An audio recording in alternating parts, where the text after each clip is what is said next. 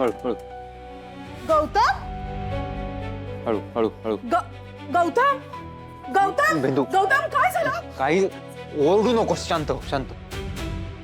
Madam madam madam लवकर या. आजी लवकर या, बघा काय झालं. काही झालं? तू कशाला ओरडतेस तू? पण झालं काय? याला किती लागले? आणि काही लागलं नाहीये जास्त. तू उगाच पॅनिक. तू आज जा, आज जा. मग बायकांना कुठल्याच सिच्युएशन मध्ये इमोशन कंट्रोल करता येत नाहीत का? काय झालं बिंदू? कशाला एवढा मोठमोठ्या? माझा कॉल चालू आहे वरती.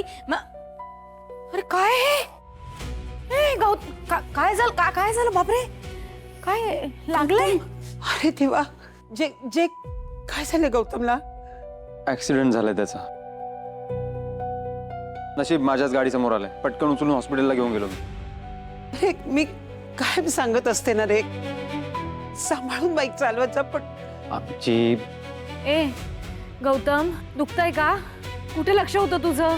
हा हे बाळा, जय तू तरी सांग ना, हे कसं झालं? एक तर हेल्मेट घातलं नव्हतं. वेड्यासारखा बाईक चालवत होता. डायरेक्ट येऊन गाडीला धडकला. नशीब आमच्या गाडीची स्पीड कमी होती. इम्पॅक्ट फार झाला नाही, पण तरी जरा लागलंच त्याला. बास बास बास, त्याच्यापेक्षा जास्ती काही बोलू नको मला. नाही ए बोल ना बाळा. आई आई आपण थोडा वेळ देऊया का त्याला? मी बोलीन त्याच्याशी नंतर. गौतम, तुला काहीच आठवत नाहीये? मी दिसते का तुला? मी दिसते? हे बघ, हे किती आहेत? हे किती दिसतात? हे हे नाही. गौतम इकडे बघ माझ्याकडे. गप्प बसशील जरा? याददाश्त चली गई.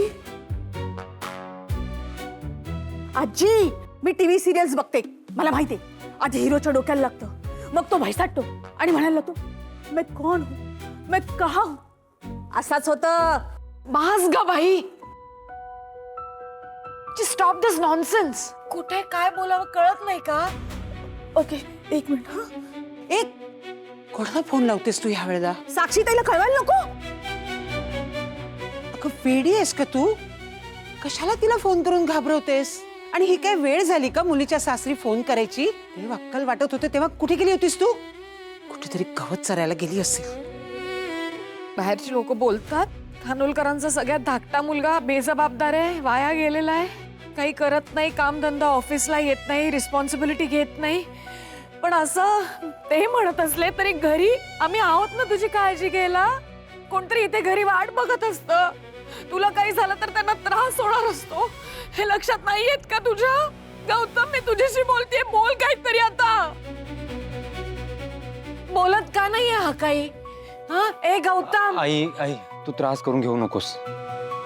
आणि प्लीज त्याला कोणी काही बोलू नका आता. जय, तू गौतमला त्याच्या रूम मध्ये घेऊन जा ना बाळा. गौतम, अरे बिंदू, दृष्ट काढ ग माझ्या पोरांची. आणि जय, काहीही कर, तू कसंही कर, पण ह्या पोराचं बाईक चालवणं बंद करून घे. अरे आपल्या घरामध्ये 4 कार्स आहेत ना, कशाला हव्यात त्या बाईक्स? जय, बोलशील ना त्याच्याशी? विचार त्याला काय त्याच्या डोक्यात.